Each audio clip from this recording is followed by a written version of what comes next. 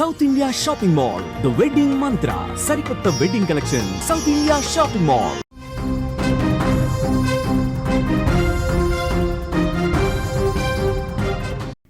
Operation spider web పై Russia ప్రతీకారం తీర్చుకోబోతుందా? సరిహద్దుల్లో రష్యా భీకరమైన దాడులు చేస్తోంది. 1140 మంది రష్యా సైన్యాన్ని చంపామని ఉక్రెయిన్ అంటోంది.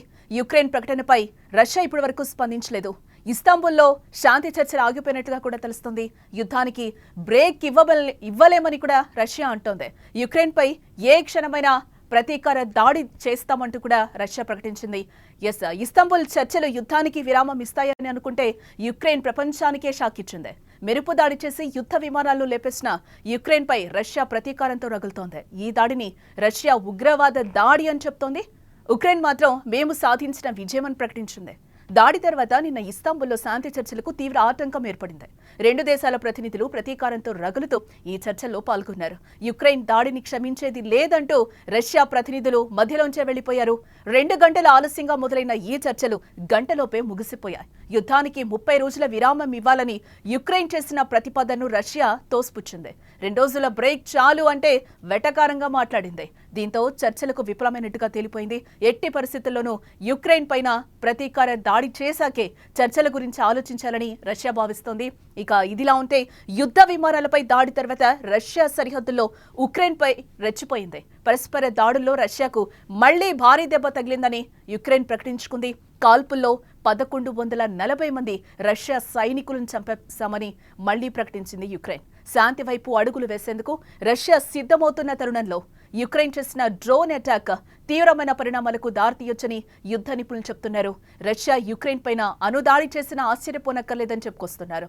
ఇటు యుక్రెయిన్ చేసిన దాడుల్లో రష్యా భారీగా నష్టపోయిందని, రష్యా వైమానిక బలంలో 34% ధ్వంసమైందని యుద్ధ నిపుణులు అంచనా వేస్తున్నాయి. అయితే యుక్రెయిన్ మాత్రం తమ దేశపు పౌరుల ప్రాణాలను బలి తీసుకున్న రష్యా యుద్ధ విమానాలు ధ్వంసం చేయడంలో తప్పులేదని సమర్థించుకుంటోంది. దీంతో 3 ఏళ్లుగా కొనసాగుతున్న యుద్ధం మరింత తీవ్రతరం అయినట్టుగానే తెలుస్తోంది.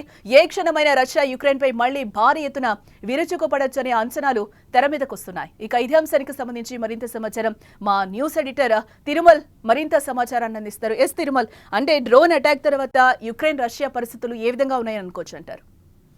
చాలా స్పష్టంగా ఒక విషయాన్ని మనం ఇక్కడ సరిపోల్చాలి. పహల్గామ్ దాడి తర్వాత భారత్ ఎలా రగిలిపోయిందో. ఎందుకంటే పహల్గామ్ దాడికి ముందు భారత్ శాంతి వైపు ఉంది, పాకిస్తాన్ పైన ఎటువంటి ఆంక్షలు పెట్టలేదు. పహల్గామ్ దాడి తర్వాత భారత్ ఎలా రగిలిపోయిందో, ఆపరేషన్ సింధూర్ని ఎంత కఠినంగా అంటే ఉక్రోషంతో చేసిందో సేమ్ సిచ్యువేషన్ ఇప్పుడు రష్యా ఉక్రెయిన్ మధ్య కనిపిస్తుంది. ఎందుకంటే ఉక్రెయిన్ చేసిన దాడి, ఇస్తాంబుల్లో తొలి దఫా చర్చలు జరిగాయి, శాంతి చర్చలు. తొలి దఫా శాంతి చర్చల్లో పరస్పరం సైనికుల్ని, బందీలుగా ఉన్న సైనికుల్ని ఒకరికొకరు అప్పగించుకుందామని ఉక్రెయిన్లో ఇస్తాంబుల్ చర్చల్లో రష్యా ఒప్పుకుంది. రష్యా శాంతి వైపు అడుగులు వేసేందుకు కొంత ముందుకు వచ్చినట్టు కనిపించింది. సరిగ్గా 2వ దఫా చర్చలు, సెకండ్ రౌండ్ చర్చలప్పుడు ఉక్రెయిన్కి రష్యాకి మధ్య సీజ్ ఫైర్కి సంబంధించిన ఒప్పందం రావాల్సి ఉంటుంది. సీజ్ ఫైర్ అంటే కొంత బ్రేక్. నిజానికి ఉక్రెయిన్ అడిగింది 30 రోజుల పాటు యుద్ధాన్ని ఆపేద్దాం, 20 నుంచి 30 రోజుల పాటు యుద్ధాన్ని ఆపేద్దాం, ఇప్పటికే తీవ్రమైన నష్టంలో ఉన్నాం, తీవ్రంగా అంటే మానవతా విలువల్ని తీసుకొద్దాం, మానవతావాదాన్ని ప్రదర్శిద్దామని చెప్పేసి ఉక్రెయిన్ ఈ ప్రతిపాదన తీసుకొచ్చింది. కానీ రష్యా ఎప్పుడైతే ఉక్రెయిన్ ఈ ప్రతిపాదన తీసుకొచ్చినప్పుడు ఇస్తాంబుల్లో చర్చలకు రష్యా ముందుకొచ్చినప్పటికీ సరిగ్గా చర్చలకు ఒక్కరోజు ముందు జూన్ 1వ తారీఖున పట్టపగలు రష్యాలో సన్లైట్లో పట్టపగలు 117 డ్రోన్లు వచ్చేసి రష్యాకి సంబంధించిన కీలక యుద్ధ విమానాలపైన, బాంబర్స్ పైన, ఎందుకంటే ఆ బాంబర్స్ పైన అటాక్ చేయడం, 41 యుద్ధ విమానాలు ధ్వంసం అయిపోవడం, ఇది రష్యా తట్టుకోలేని విధంగా ఉంది. రష్యాకున్న మొత్తం 120కి పైగా బాంబర్స్ ఉన్నాయి. ఈ యుద్ధ విమానాలే రష్యాకి అత్యంత బలమైన శక్తి. రష్యా శక్తిలో దాదాపు 34% శక్తి దెబ్బతిన్నదని ఉక్రెయిన్ చెప్తుంది. యుద్ధ విమానాలు దాదాపు 34% యుద్ధ విమానాలు దెబ్బతిన్నాయి. రష్యాకి ఇది చావు దెబ్బ అని ఉక్రెయిన్ ఇక్కడ సెలబ్రేషన్ చేసుకుంటుంది. పాకిస్తాన్ కనుక సీజ్ ఫైర్ తర్వాత, లేకపోతే ఆపరేషన్ సింధూర్ తర్వాత పాకిస్తాన్ మేమే గెలిచామని ఎలా అయితే సంబరాలు చేస్తుందో సేమ్ సంబరాలు ఇప్పుడు ఉక్రెయిన్ చేసుకుంటుంది. ఇది మేము రష్యా పైన తీసుకున్న ప్రతీకారం అని చెప్పేసి సంతోషాన్ని వ్యక్తం చేస్తుంది. ప్రపంచం మొత్తానికి అర్థమయ్యే విధంగా చెప్తుంది. రష్యా మాత్రం చాలా ఎట్లా గుంభనంగా ఉంది. రష్యా ఇది ఉక్రెయిన్ చేసిన దాడి కాదు అని చెప్తుంది ప్రపంచానికి. రష్యా స్థానికంగా ఉండే ఉగ్రవాదులు చేసిన దాడి చెప్తుంది. ఎందుకంటే ఎయిర్ డిఫెన్స్ సిస్టమ్ చాలా బలంగా ఉంది రష్యాకి. భారత్ వంటి దేశాలకు కూడా రష్యా ఎయిర్ డిఫెన్స్ సిస్టమ్ని అందించింది. S-400 మనం రష్యా నుంచి తెచ్చుకున్నాం. తాజాగా కూడా ఇంకో 2 S-400 ఇవ్వడానికి ఒప్పందం కూడా కుదిరింది. ఇటువంటి సిచ్యువేషన్లో రష్యా భూభాగంలోకి వెళ్ళి ఎటువంటి ఎయిర్ డిఫెన్స్ సిస్టమ్ అంటే ఏమైనా డ్రోన్స్ వస్తే తిరిగి ఎదురుదాడి చేసే అవకాశం లేకుండా రష్యా భూభాగంలోకి డ్రోన్లను తీసుకెళ్లి ఒక కోవర్ట్ ఆపరేషన్ చేయడం. రష్యా ఇంటెలిజెన్స్ పక్కనే ఉక్రెయిన్ గూఢాచారులు ఉండి ఎప్పటికప్పుడు సమాచారం తెలుసుకొని చాలా చావుదెబ్బ కొట్టింది ఒక రకంగా చెప్పంటే ఉక్రెయిన్. శాంతి మంత్రం జపిస్తూ శాంతి చర్చలు చేస్తూనే ఉక్రెయిన్ ఈ దాడి చేయడాన్ని రష్యా భరించలేకపోతుంది. రష్యా ఇప్పుడు స్తబ్దుగా ఉంది. నిన్న రెండో దఫా చర్చలు దాదాపు 2 గంటల ఆలస్యంగా స్టార్ట్ అయ్యాయి. 2 గంటల తర్వాత అధికారులు రష్యా ప్రతినిధులు వచ్చి ఉక్రెయిన్తో చర్చించినప్పుడు కూడా చాలా స్పష్టంగా 2 మాటలు చెప్పాడు. మేము ఈ 30 రోజుల విరామాన్ని కోరుకుంటున్నాం యుద్ధానికి అని చెప్తే 2 రోజులు చాలు మీకు, అంతకంటే అక్కర్లేదు, ఖచ్చితంగా ఉక్రెయిన్ అంతు చూస్తామని నిన్ననే వార్నింగ్ ఇచ్చినట్టుగా చాలా స్పష్టంగా అర్థమవుతుంది. అంతేకాదు ఈ చర్చలు ఫలించలేదు, వెనక్కి వెళ్ళిపోయారు. నిజానికి రష్యా చాలా మానవత్వాన్ని చూపిస్తుంది యుద్ధం తర్వాత. ఎందుకంటే ఉక్రెయిన్ మొదటి నుంచి 2 కంప్లైంట్ చేస్తుంది. ఒకటి, రష్యాలో చనిపోయిన మా సైనికులకు సంబంధించిన మృతదేహాల్ని అప్పగించండి. రెండో పాయింట్ వచ్చేసి రష్యాలో మా యుద్ధంలో గాయపడి బందీలుగా ఉన్న సైనికులు కూడా అప్పగించండి, వాళ్ళ ప్రాణాల మీదకి వచ్చిన పరిస్థితి, మానవత్వంతో స్పందించండి. మూడోది వచ్చేసి రష్యా కొంతమంది పిల్లల్ని బందీగా దాదాపు 15 లక్షల మంది పిల్లల్ని బందీలుగా పట్టుకుంది, వాళ్ళని వెంటనే విడుదల చేయాలని చెప్పేసి ఉక్రెయిన్ ఒక 3 ప్రతిపాదనలు తీసుకొచ్చింది. ఈ 3 ప్రతిపాదనలకి మానవతా ధోరణితో రష్యా అంగీకారం తెలిపినప్పటికీ కూడా ఉక్రెయిన్ యుద్ధాన్ని మరింత రెట్టింపు చేసే విధంగా, యుద్ధాన్ని మళ్ళీ రెచ్చగొట్టే విధంగా దాడి చేసిందనేది రష్యా చేస్తున్న ప్రధానమైన ఆరోపణ. ఇప్పటికే రష్యా చాలా స్పష్టంగా చెప్తోంది, ఉక్రెయిన్ వెనకాల యూరప్ దేశాలు ఉన్నాయి, నాటో చాలా సపోర్ట్ చేస్తుంది ఉక్రెయిన్కి, అందుకే ఈ దాడులకి వెనక్కి తగ్గకుండా ఉక్రెయిన్ అటాక్ చేస్తుంది మా పైన అని చెప్పేసి రష్యా చెప్తోంది. ఇటు ట్రంప్ కూడా నేను లేకపోతే పుతిన్ అంతమైపోయేవాడు, ఈ పాటికి పుతిన్ పైన దాడి జరిగేదని హెచ్చరిస్తూ మాట్లాడడం. రష్యా మాజీ అధ్యక్షుడు కూడా ఆయన చాలా స్పష్టంగా చెప్తున్నాడు, ట్రంప్ మాటలు ప్రమాదకరం ఈ ప్రపంచానికి అని చెప్పేసి. డిమిట్రీ మెడ్వెడెవ్ ఈయన చాలా స్పష్టంగా చెప్తున్నాడు, ఖచ్చితంగా ట్రంప్ దీనికి మూల్యం చెల్లించాల్సి వస్తుందని. ఇదంతా చూస్తుంటే సిచ్యువేషన్ చాలా స్ట్రాంగ్గా హారిబుల్గా ఉంది. నిన్న ఎప్పుడైతే డ్రోన్ దాడి జరిగిన తర్వాత ఉక్రెయిన్ రష్యా సరిహద్దుల్లో కొంత కాల్పులు జరిగాయి, ఫైర్ ఎక్స్చేంజ్ జరిగింది. ఈ ఫైర్ ఎక్స్చేంజ్లో రష్యా ఎంత నష్టం జరిగిందని చెప్పలేదు, కానీ ఉక్రెయిన్ చాలా బాగా చెప్తుంది, 1140 మంది రష్యా సైనికులు చంపేశామేమని ప్రకటిస్తుంది. రష్యాకి జరిగిన నష్టాన్ని ప్రపంచం ముందు ఎక్స్పోజ్ చేయడానికి రష్యా పైన మేమే పైచేయి సాధిస్తున్నామని పదే ఉక్రెయిన్ చెప్పడం చూస్తుంటే, ఇప్పటికే మే 4వ తేదీన పుతిన్ కొన్ని కీలకమైన వ్యాఖ్యలు చేశారు. ఏ క్షణమైనా ఉక్రెయిన్ అంతు చూస్తాం, మేము అణుదాడికి కూడా సిద్ధంగా ఉన్నామని చెప్పారు. ఇదంతా చూస్తుంటే ఒకవేళ ఉక్రెయిన్ మళ్ళీ ఇంకొకసారైనా రెచ్చగొట్టే ప్రయత్నం చేసినా, లేకపోతే అక్కడ పరిస్థితులు చాలా గుంభనంగా ఉన్నాయి, ఏ క్షణమైనా రష్యా ఉక్రెయిన్ పైన విరుచుకుపడే అవకాశం చాలా స్పష్టంగా కనిపిస్తోంది. నిన్నటి దాడితో రగిలిపోతుంది రష్యా. ఖచ్చితంగా రష్యా అంటే పుతిన్ అంత మామూలు వ్యక్తి కాదు, నిజానికి మానవతావాది అంటారు పుతిన్ని.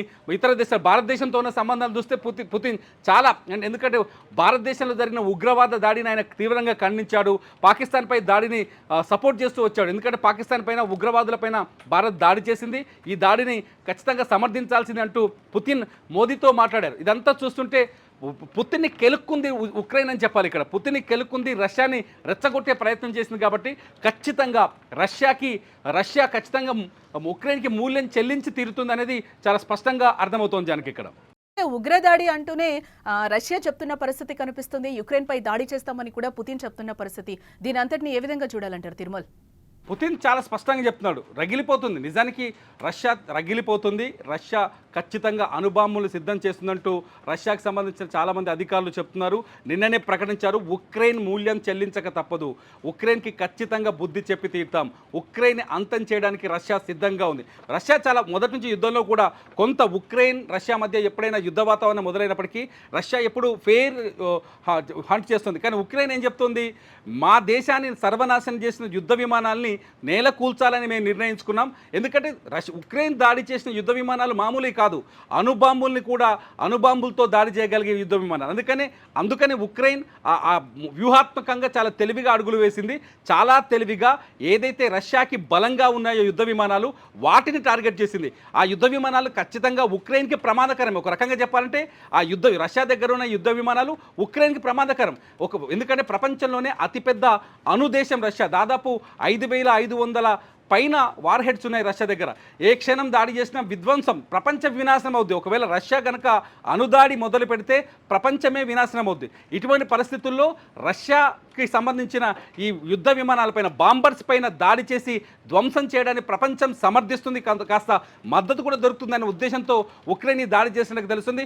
ఉక్రెయిన్ చాలా స్పష్టంగా చెప్తుంది, మా దేశాన్ని నాశనం చేసిన, మా దేశంలో బాంబుల వర్షం కురిపించిన రష్యా యుద్ధ విమానాల్ని ఎట్లయినా బూడిద చేస్తాం, అందుకే చేద్దామని 18 నెలలుగా ఒక ప్లాన్ వేసుకున్నాం. ఆ ప్లాన్ని 100% వర్కౌట్ చేశాం. ఇక్కడ ఉక్రెయిన్ ఇంకో మాట చాలా స్పష్టంగా చెప్తుంది ఏంటంటే, ఎప్పుడైతే రష్యా యుద్ధ విమానాలపై దాడి జరిగిందో, ఆ దాడి చేసిన ఆపరేషన్ నిర్వహించిన ఒక్క వ్యక్తి కూడా రష్యాలో లేకుండా, ఒక్క వ్యక్తికి కూడా ప్రాణాపాయం లేకుండా, ఒక్క వ్యక్తికి కూడా ప్రాణ నష్టం లేకుండా ఉక్రెయిన్ వాళ్ళు తప్పించగలిగింది. ఇదంతా చూస్తుంటే ఉక్రెయిన్ చాలా వ్యూహాత్మకంగా, కోవర్ట్ అటాక్స్ అనుకోవచ్చు, లేకపోతే ఒక రష్యాని వ్యూహాత్మకంగా దాడి చేయడంలో ఉక్రెయిన్ ఇంకా ఏమైనా ఎత్తుగడలు వేస్తుందా అనే ఆలోచన రష్యా దగ్గర ఖచ్చితంగా ఉంటుంది. కాబట్టి రష్యా పైన ఉక్రెయిన్ పైన ఖచ్చితంగా రష్యా ప్రతీకారం తీర్చుకునే అవకాశాలు ఎక్కువగా కనిపిస్తున్నాయి. ఏ క్షణమైనా రష్యా ఉక్రెయిన్ పైన భీకర దాడి చేసే అవకాశాలు అయితే చాలా మెండుగా ఉన్నాయని యుద్ధ నిపుణులు చెప్తున్నారు. జానకి, ఎస్, అంటే తిరుమల ఇంకా శాంతి చర్చలు ముందుకెళ్లే అవకాశాలు కనిపించడం లేదంటారా? ప్రస్తుత పరిస్థితుల్లో శాంతి చర్చలకు ఆస్కారం లేనట్టుగా చాలా స్పష్టంగా కనిపిస్తుంది. ఒకవేళ శాంతి చర్చలకు ఆస్కారం ఉంటే నిన్న చర్చలు విఫలమయ్యేటి కాదు. ఒకవేళ ఉక్రెయిన్ దాడి చేయకపోయిన ఉంటే సిచ్యువేషన్ కొంత కంట్రోల్లోకి వచ్చేదేమో. కానీ ఉక్రెయిన్ చాలా కరెక్ట్గా శాంతి చర్చలకు ముందు అటాక్ చేయడంతో అసలు చర్చలు స్టార్ట్ అవ్వడమే అనుకున్న టైం కంటే 2 గంటలు లేటుగా స్టార్ట్ అయ్యాయి. ముగిసింది కూడా గంట ముందే ముగిసిపోయి, అంటే తక్కువ సమయం మాట్లాడుకున్నారు. ఇద్దరి పేసుల్లో ప్రతీకారం కనిపించిందని చెప్పేసి ఇస్తాంబుల్కు విదేశాంగ శాఖ ప్రకటించింది. సిచ్యువేషన్ చూస్తే ప్రస్తుతానికైతే శాంతి చర్చల విషయంలో కొంత ప్రతిష్టంభన కొనసాగుతుందని చెప్పాలి. Right Tirumala, thanks for the update. Yes, మొత్తంగా మనం చూస్తే ఇస్తాంబుల్ చర్చలు యుద్ధానికి విరామం ఇస్తాయని అనుకుంటే యుక్రెయిన్ ప్రపంచానికే షాక్ ఇచ్చినట్లుగా తెలుస్తోంది. మెరుపు దాడి చేసి యుద్ధ విమానాలు లేపేసిన యుక్రెయిన్ పై రష్యా ప్రతీకారం ఖచ్చితంగా తీర్చుకుంటామని కూడా చెప్తోంది. ఈ దాడిని రష్యా ఉగ్ర దాడి అంటూనే మేం ఖచ్చితంగా యుక్రెయిన్ పై ప్రతీకారం తీర్చుకుంటామని కూడా పుతిన్ చెప్తున్న పరిస్థితి కనిపిస్తుంది.